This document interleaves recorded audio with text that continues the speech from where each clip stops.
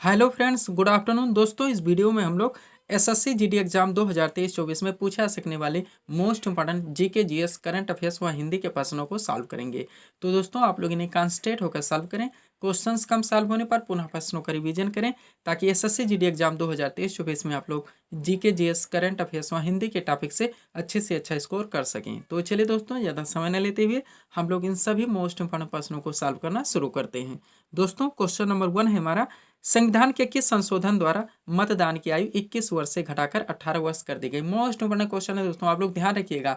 आपके एग्जाम में संघ एवं राज्य क्षेत्र, नागरिकता, मूल अधिकार, मौलिक कर्तव्य, राज्य के नीति निर्देशक तत्व, महान्यायवादी, महाधिवक्ता, लोक नियंत्रक एवं महालेखा परीक्षक, महत्वपूर्ण नदियों से क्वेश्चन, शास्त्रीय नीति एवं लोक नृत्य, प्रमुख वाद्य यंत्र एवं उनके वादक, पंचवर्षीय योजना, जनगणना 2011, खेल जगत, ये ऐसे टॉपिक्स रहेंगे जहाँ से आपके हर शिफ्ट में अधिकांश क्वेश्चन देखने को मिलेंगे। तो यहाँ से जितने भी क्वेश्चन आप लोग कवर कर सकते हैं पूरी तरह से कवर करने का प्रयास करें। क्वेश्चन है हमारा दोस्तों, संविधान के किस संशोधन द्वारा मतदान की आयु 21 वर्ष से घटाकर 18 वर्ष कर दी गई। करेक्ट आंसर होगा 61वां संविधान संशोधन अधिनियम, जो कि 1989 में किया गया था।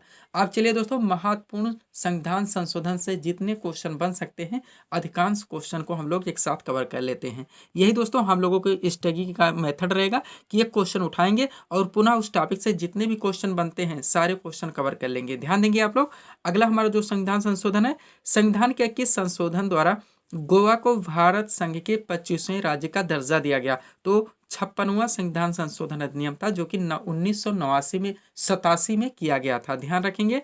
अगला है, संविधान के किस संशोधन द्वारा केंद्र शासित प्रदेश दिल्ली का नाम राष्ट्रीय राजधानी क्षेत्र किया गया। तो कौन सा संविधान संशोधन था? 69वां संविधान संशोधन था, जो कि 1991 में किया गया था। अगला है, संविधान के किस संशोधन द्वारा पंचायती राज को संवैधानिक दर्जा दिया गया और संविधान में 11वीं अनुसूची में जोड़ी गई। तो राइट आंसर होगा 73वां संविधान संशोधन अधिनियम था, जो कि 1992 में किया गया था।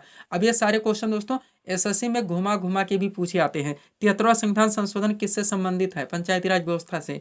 73वां संविधान संशोधन नियम कब पारित हुआ था? 1992 में। पंचायती राज व्यवस्था किस संशोधन के द्वारा लागू हुआ था? 73वां संविधान संशोधन। 11वीं अनुसूची में क्या है? तो इस तरह से एक फैक्ट से, यानी कि एक कॉन्सेप्ट से दोस्तों बहुत सारे क्वेश्चन बनते हैं जो कि आपके एग्जाम में घुमा घुमा के पूछे जाते हैं। अगला क्वेश्चन देखेंगे हम लोग। अगला कॉन्सेप्ट है दोस्तों, संविधान के किस संशोधन के तहत राज्य द्वारा 6 से 14 वर्ष तक के सभी बच्चों को निःशुल्क तथा अनिवार्य शिक्षा का प्रावधान किया गया। तो 86वां संविधान संशोधन नियम था, जो कि 2002 में किया गया था। यही एक कॉन्सेप्ट दोस्तों आप लोग देख लीजिए। आपकी जो हाल ही में दिल्ली पुलिस कांस्टेबल का एग्जाम हुआ, कम से कम 8 से 10 बार पूछा गया 86वां संविधान संशोधन, 6 से 14 वर्ष के बच्चों को शिक्षा दिलाना, फिर इसका 21 ये जो मूल अधिकार है, और जो हमारा 51 में मूल कर्तव्य लगा हुआ है, 11वां मूल कर्तव्य। इन सभी क्वेश्चंस को दोस्तों हम लोग बारीकी से सॉल्व करेंगे। अगला है, संविधान के किस संशोधन द्वारा संपत्ति के अधिकार को मूल अधिकार से हटा दिया गया। तो 44वां संविधान संशोधन नियम था, जो कि 1978 में किया गया था। यह भी 5 से 10 बार पूछा गया दिल्ली पुलिस में। सारे क्वेश्चन आप लोग चेक कर सकते हैं। नेक्स्ट है, संविधान के किस संशोधन द्वारा डोगरी, मैथिली, बोडो और संथाली भाषाओं को 8वीं अनुसूची में शामिल किया गया। तो 92 संविधान संशोधन अधिनियम था, जो कि 2003 में किया गया था। अब यही 3 से 4 तरह से क्वेश्चन बनता है। कौन कौन सी भाषाएं? तो डोगरी, मैथिली, बोडो और संथाली। इससे पहले भाषाओं की संख्या कितनी थी 8वीं अनुसूची में? तो 18 थी। ये चारों जुड़ गए तो 22 हो गई। कौन सी अनुसूची? ऐसा भी पूछ लिया है। 8वीं अनुसूची किससे संबंधित है? किस संविधान के किस अनुसूची में भाषाओं का वर्णन है? तो संविधान की 8वीं अनुसूची में टोटल भाषाओं की संख्या कितनी है? 92 संविधान संशोधन कब किया गया था? किससे संबंधित है? इस तरह से दोस्तों क्वेश्चन आपके एग्जाम में बार बार बनते रहते हैं। कारण ये है कि अधिक शिफ्ट में, आप लोग जानते हैं कि ज़्यादा से ज़्यादा शिफ्टों में आप लोगों का एग्जाम करवाया जाएगा, तो सेम टॉपिक्स चुन लिए जाते हैं नॉर्मलाइजेशन की प्रक्रिया अपनाने के लिए, और उसी टॉपिक्स के उसी ट्रेंड पे बार बार घुमा घुमा के क्वेश्चन आपके एग्जाम में हर शिफ्ट में देखने को मिलते हैं। हम लोग एनालिसिस करेंगे दोस्तों, ये सारे क्वेश्चन आप लोगों को वहाँ मिलेंगे। लेकिन अगर आप लोग अच्छे से इसकी स्टडी नहीं करते तो वहाँ पे कन्फ्यूज़न बहुत क्रिएट होता है। कभी इधर से पूछा गया, कभी उधर से घुमा के पूछा गया, एनालिसिस करते रहिए, पता चला उसका उसमें हो गया, उसका उसमें हो गया। हम लोग सितार को वाद्य यंत्र में, उसके बाद तबला को दोस्तों सितार में, उनका बांसुरी में जोड़ दिए, लोक नृत्य में उनका उधर कर दिए, शास्त्रीय नृत्य में गोवा का हम लोग गुजरात मार दिए। ऐसे कन्फ्यूज़न क्रिएट होता रहता है। तो आप लोग दोस्तों इनको काफ़ी कॉन्सन्ट्रेट होकर सॉल्व करें। मैं तो कहता हूँ इनका PDF ले लीजिए और अंडरलाइन लगा लगा के दोस्तों एक अच्छी स्टडी कर लीजिए, ताकि दोस्तों इसी में बार बार चक्कर काटना, घूमना ना रहे। अगला देखेंगे हम लोग, संविधान के किस संशोधन द्वारा सहकारी समितियां शब्द जोड़ दिया गया? तो 97वें संविधान संशोधन नियम था, जो कि 2012 में किया गया था। ये भी क्वेश्चन डायरेक्टली पूछा गया है दिल्ली पुलिस में, आप लोग चेक कर सकते हैं। आगे चलेंगे, नेक्स्ट क्वेश्चन देखेंगे हम लोग। क्वेश्चन है दोस्तों, नासिक किस नदी के तट पर स्थित नगर है? अब ये क्वेश्चन सॉल्व करेंगे, पुनः नदियों के किनारे स्थित जितने नगर हैं एक साथ सॉल्व कर लेंगे। क्वेश्चन है, नासिक किस नदी के तट पर स्थित नगर है? तो गोदावरी नदी के तट पर। अब चलिए एक साथ सॉल्व करते हैं। एक तरफ हमारे शहरों के नाम दिए गए हैं, दूसरी तरफ नदियों के नाम दिए गए हैं। तो आगरा किस नदी के तट पर स्थित है? यमुना नदी के तट पर। कटक किस नदी के तट पर स्थित है? महानदी के तट पर। नासिक किस नदी के तट पर स्थित है? गोदावरी नदी के तट पर। उज्जैन किस नदी के तट पर स्थित है? क्षिप्रा नदी के तट पर। डिब्रूगढ़ किस नदी के तट पर स्थित है? ब्रह्मपुत्र नदी के तट पर। श्रीरंगपट्टनम किस नदी के तट पर स्थित है? कावेरी नदी के तट पर। आगे चलेंगे हम लोग, एक साथ दोस्तों हम आप लोगों के लिए सारी चीजें ले आए हैं। अगला है, पटना किस नदी के तट पर स्थित है? गंगा नदी के तट पर। इलाहाबाद, जिसका नाम चेंज कर दिया गया है, आप लोग जानते हैं, प्रयागराज कर दिया गया है, यह किस नदी के तट पर स्थित है? तो गंगा यमुना के संगम पर। अजमेर किस नदी के तट पर स्थित है? लूनी नदी के तट पर। अहमदाबाद किस नदी के तट पर स्थित है? साबरमती नदी के तट पर। कोलकाता किस नदी के तट पर स्थित है? हुगली नदी के तट पर। गुवाहाटी किस नदी के तट पर स्थित है? ब्रह्मपुत्र नदी के तट पर। आगे चलेंगे हम लोग, अगला है दोस्तों, पणजी, आप लोग जानते हैं गोवा की राजधानी है, किस नदी के तट पर स्थित है? मांडवी नदी के तट पर। भागलपुर किस नदी के तट पर स्थित है? तो गंगा नदी के तट पर। विजयवाड़ा किस नदी के तट पर स्थित है? तो कृष्णा नदी के तट पर। लखनऊ किस नदी के तट पर स्थित है? गोमती नदी के तट पर। हैदराबाद किस नदी के तट पर स्थित है? मूसी नदी के तट पर। और सूरत किस नदी के तट पर स्थित है? तो आप ताप्ती कह सकते हैं, तापी नदी के तट पर। ये सारे दोस्तों वो क्वेश्चंस हैं जो कि बार बार घुमा घुमा के पूछा जाता है। एक साथ यहाँ पे सॉल्व कर लेंगे तो कन्फ्यूजन भी क्रिएट नहीं होगा। अब चलते हैं, थोड़ा सा PDF के बारे में बात करेंगे दोस्तों, पुनः हम लोग क्वेश्चन की ओर चलेंगे। ध्यान दीजिएगा आप लोग। सबसे पहले PDF लगा हुआ दोस्तों हमारा बिहार SI 2023, आप लोग जानते हैं 17 दिसंबर को इसका एग्जाम है। इसके हमारे 10 PDF क्लियर हो गए हैं, 5 PDF बाकी है। टोटल 15 PDF के जरिए, यानी 15 वीडियोज़ के जरिए हम लोग इसके पूरे पाठ्यक्रम को अच्छी तरह से कंप्लीट कर रहे हैं। लास्ट में आया हुआ है दोस्तों, बिल्कुल करंट अपडेटेड सारे क्वेश्चंस रखे गए हैं। तो आप लोग चाहें दोस्तों तो नीचे हमारा व्हाट्सअप नंबर है, आप मैसेज करके ये PDF प्राप्त कर सकते हैं। इसकी कीमत 50 रुपीज़ रखी गई है। नेक्स्ट दोस्तों, बिहार SSC 10+2 2023, आप लोग जानते हैं लगभग फरवरी में इसका भी एग्जाम है। इसमें जो पोर्शन है हमारा दोस्तों सामान्य ज्ञान, सामान्य विज्ञान यानी GK GS करंट अफेयर्स, इसका हमारे द्वारा दोस्तों क्लियर करवाया जाएगा। इसमें आप लोगों का जनरल साइंस भी दोस्तों अलग से जुड़ा हुआ है, यानी साइंस से भी अधिकांश क्वेश्चन पूछे जाएंगे। यही कारण है कि हम इन PDF का कंबाइन नहीं बना रहे हैं, क्योंकि क्वेश्चन का थोड़ा सा लेवल अलग है और थोड़ा सा दोस्तों इनके टॉपिक्स भी अलग हैं, इसलिए कंबाइन नहीं बनाया जा सकता। किसी भी क्वेश्चन के लिए रिस्क नहीं लिया जा सकता। तो इसमें जो सामान्य अध्ययन है, सामान्य विज्ञान और करंट अफेयर्स, इनको दोस्तों 25 PDF के जरिए पूरी तरह से दिया जाएगा। एग्जाम के 15 दिन पहले पूरे PDF को दे दिया जाएगा। आप लोग चाहें दोस्तों तो 50 को दोस्तों रुपीज़ इसका दोस्तों पेड फीस रखी गई है, आप लोग मैसेज करके जुड़ सकते हैं। इसमें दोस्तों टोटल 25 PDF दिए जाएंगे। उसके बाद दोस्तों हमारा जो लगा हुआ है SSC GT, जिसका हम लोग स्टडी कर रहे हैं, 20 फरवरी से इसका एग्जाम है। इसमें भी दोस्तों टोटल 25 PDF दिए जाएंगे। इसमें जो जुड़ेगा हमारा दोस्तों GK GS करंट अफेयर्स व हिंदी जुड़ेगा। मैथ बच रहा है, रीजनिंग बच रहा है, इसका हम लोग PDF नहीं दे सकते हैं। कारण ये दोस्तों आप लोग जानते हैं कि PDF से इसमें कुछ सॉल्व होने वाला है नहीं। आप लोगों को मैथ व रीजनिंग के वीडियोस देखने पड़ेंगे, तभी अच्छी तरह से आप लोग उनका स्टडी यानी कि अभ्यास कर सकते हैं। तो इसकी भी दोस्तों पेड फीस 50 रुपीज़ रखी गई है। आप लोग चाहें तो व्हाट्सएप नंबर पर मैसेज करके ले सकते हैं। उसके बाद दोस्तों लास्ट हमारा जो PDF है, यो UP PSC RO ARO का, आप लोग जानते हैं 2 एग्जाम इसमें करवाए जाएंगे।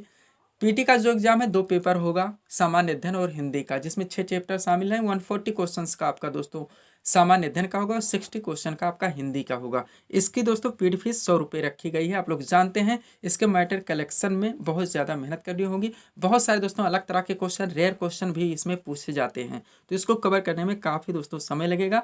और इनकी जो पीडी फीस इसी कारण से 100 रुपीज़ रखी गई। एग्जाम के 15 दिन पहले आपका लास्ट PDF दे दिया जाएगा। तो अगर आप लोग चाहें दोस्तों तो ये नीचे हमारा व्हाट्सअप नंबर लगा हुआ है, आप लोग इस पर मैसेज कर सकते हैं। आगे चलेंगे दोस्तों हम लोग क्वेश्चन की ओर।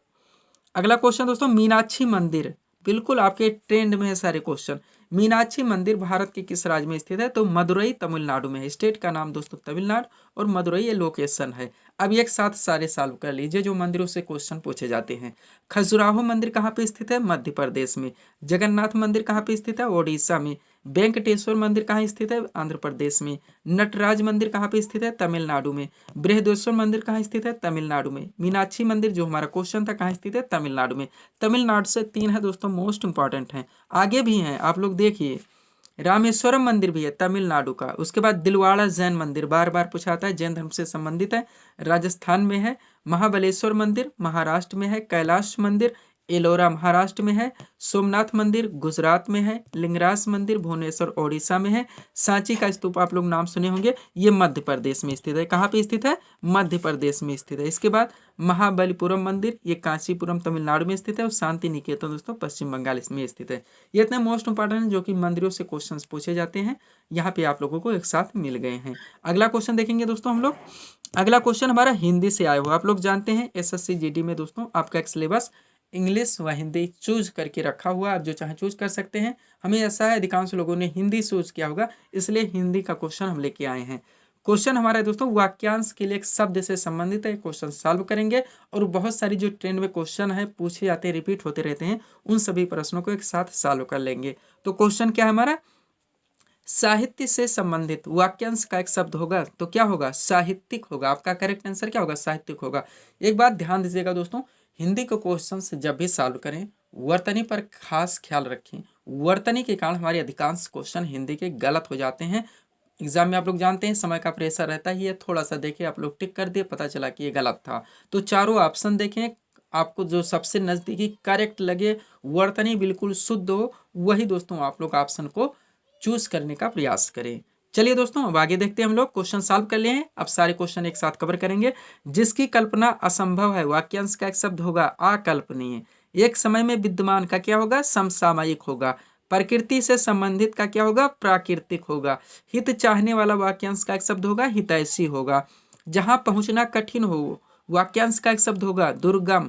आंखों के सामने वाक्यांश का एक शब्द होगा प्रत्यक्ष। आंखों से ओझल वाक्यांश का एक शब्द होगा परोक्ष। अत्यधिक वर्षा का होना, क्या दोस्तों? अत्यधिक वर्षा का होना वाक्यांश का एक शब्द अतिवृष्टि, आप लोग जानते होंगे। और वर्षा का नहीं होना अनावृष्टि, ये हम लोग ज्योग्राफी में भी पढ़ चुके हैं। उसका विधि के विरुद्ध वाक्यांश का एक शब्द होगा अवैध होगा। क्या होगा? अवैध होगा।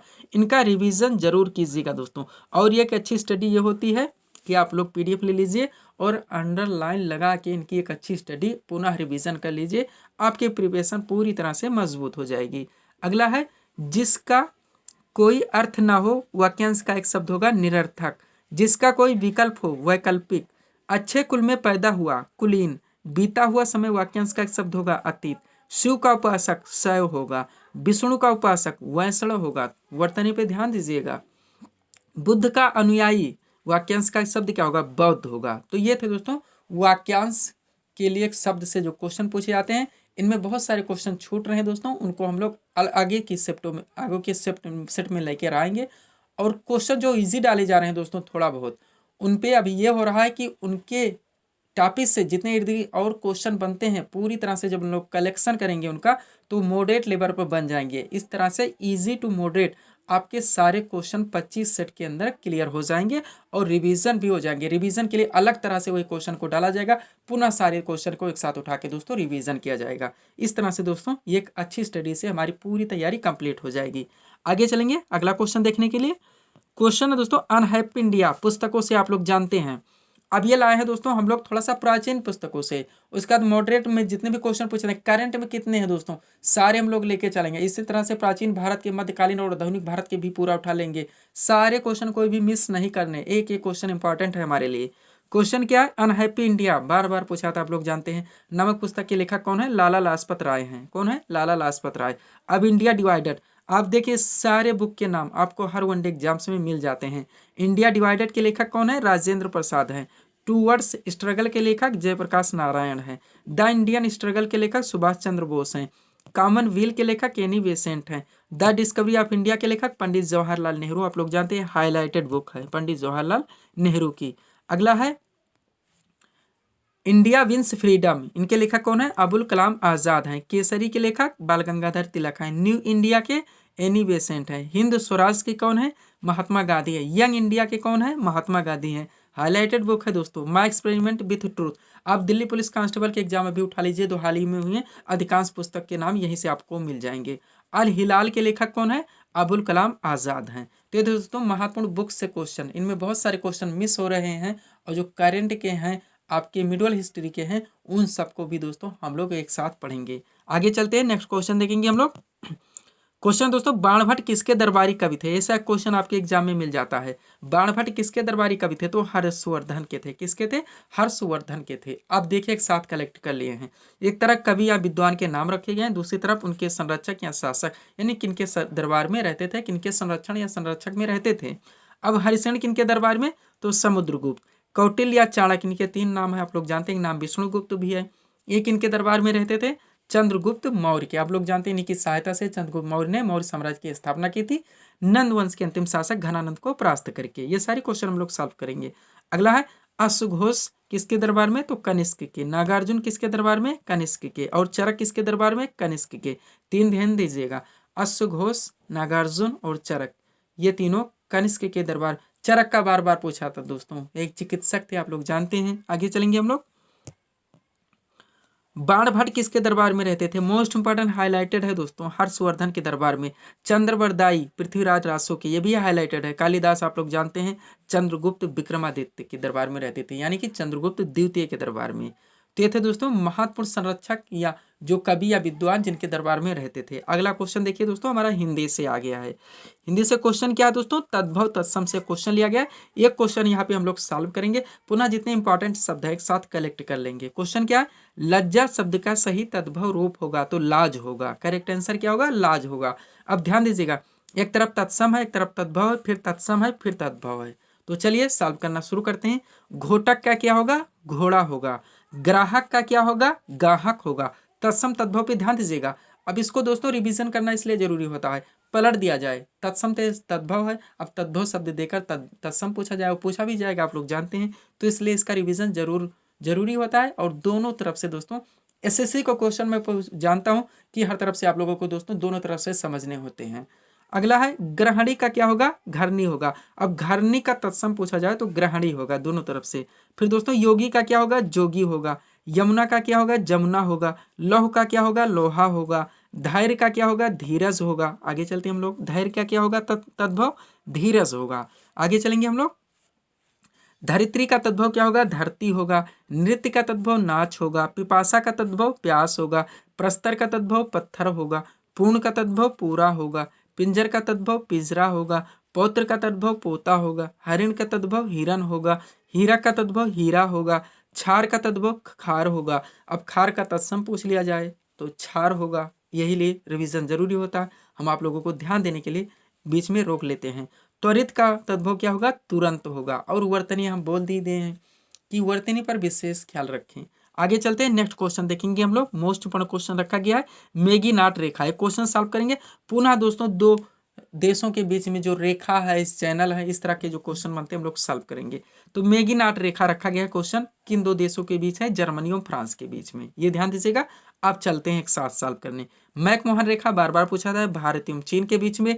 हिंडनबर्ग रेखा जर्मनी एवं पोलैंड के बीच में। मेनरहिम रेखा रूस एवं फिनलैंड के बीच में। रेड क्लिफ रेखा भारत एवं पाकिस्तान के बीच में। मेगी नाट रेखा जो हमारा क्वेश्चन था, जर्मनी एवं फ्रांस के बीच में। आगे चलते हैं हम लोग। अगला क्या है दोस्तों, जर्मनी एवं फ्रांस के बीच में 38वीं समानांतर रेखा उत्तर कोरिया एवं दक्षिण कोरिया के मध्य में, 49वीं बार पूछा था समांतर रेखा संयुक्त राज्य अमेरिका एवं कनाडा के बीच में, और डूरंड रेखा है पाकिस्तान एवं अफगानिस्तान के बीच में। ये इतने रेखाओं से क्वेश्चन है दोस्तों जो कि ज्यादा पूछे जाते हैं। थोड़ा सा यहाँ पे बच रहा है, 8 डिग्री चंद्र, 9 डिग्री मिनकाय, मालदीव को अंडमान से कौन अलग करता है, लक्षद्वीप को किससे अलग करता है, ये एक साथ लेकर आएंगे दोस्तों। हमें ध्यान है कि ये बच रहा है अभी जो इंडिया से रिलेटेड है। आगे चलेंगे हम लोग, नेक्स्ट क्वेश्चन देखेंगे। अगला क्वेश्चन मोस्ट इंपॉर्टेंट किससे है दोस्तों, मुद्रा से संबंधित है। ध्यान दीजिएगा, दक्षिण कोरिया की मुद्रा क्या है, तो वान है। अब एक साथ सॉल्व करते हैं। सबसे पहले दक्षिण कोरिया की मुद्रा क्या है, वान है। अब ध्यान दीजिएगा, एक तरफ देश है, दूसरी तरफ उनसे उन देश से संबंधित मुद्राएं हैं। संयुक्त राज्य अमेरिका का क्या है, डॉलर है। रूस का क्या है, रूबल है। इसमें एक चीज और ध्यान रखते हैं हम लोग दोस्तों, भारत के इर्द गिर्द जितने भी कंट्रीज हैं उनके आप लोग ज़्यादा ध्यान रखनी चाहिए, क्योंकि वहाँ से क्वेश्चन ज़्यादा बनते हैं। उनका हम लोग एक स्पेशल सेट में भी सॉल्व करेंगे और रिवीजन भी करेंगे। किसी भी तरह से किसी भी क्वेश्चन को मिस होने नहीं देना है। अगला है चीन का दोस्तों मुद्रा क्या है, युआन है। जर्मनी का क्या है, यूरो है। जापान का क्या है, एन है। जापान का क्या है, एन है। आगे चलते हैं हम लोग। जापान के बाद श्रीलंका आपका मोस्ट इंपॉर्टेंट रहेगा, रुपया है। मालदीव का क्या है, आप लोगों का मोस्ट इंपॉर्टेंट रहेगा, यहाँ का भी रुपया है। नेपाल का क्या है, नेपाली रुपया है। इंडोनेशिया का क्या है, रुपया है। क्या है, रुपया है। ये भारत के दोस्तों इर्द गिर्द जो कंट्रीज हैं उनके नाम है। मिस्र का क्या है, पाउंड है। इराक का क्या है, इराकी दिनार है। नीदरलैंड्स का क्या है, यूरो है। नीदरलैंड्स का क्या है, यूरो है। आगे चलेंगे हम लोग। अगला है दोस्तों ब्राजील का क्या है, तो रियाल है। डेनमार्क का क्या है, क्रोन है। मॉरिशस का क्या है, रुपया है। सऊदी अरब का क्या है, सऊदी रियाल है। और ईरान का क्या है, रियाल है। ईरान का क्या है, रियाल है। तो ये थे दोस्तों हमारे थर्ड यानी सिर्फ सेट 3 के मोस्ट इंपॉर्टेंट MCQs जिनको यहाँ पे हम लोगों ने सॉल्व किए हैं। उम्मीद है दोस्तों आप सभी लोगों ने सॉल्व किए होंगे और देखे होंगे कि यहाँ से आपके कितने प्रश्न सही हो रहे हैं। तो दोस्तों इसी तरह के वीडियोस के लिए आप हमारे स्टडी चैनल शिव कृपा क्लासेस से जुड़े हुए चैनल को सब्सक्राइब करें, ताकि हमारे द्वारा दिए जाने वाले सभी वीडियोस आप क्रम से सबसे पहले देख सकें। तो मिलते हैं दोस्तों नेक्स्ट वीडियोस में। Thanks for watching.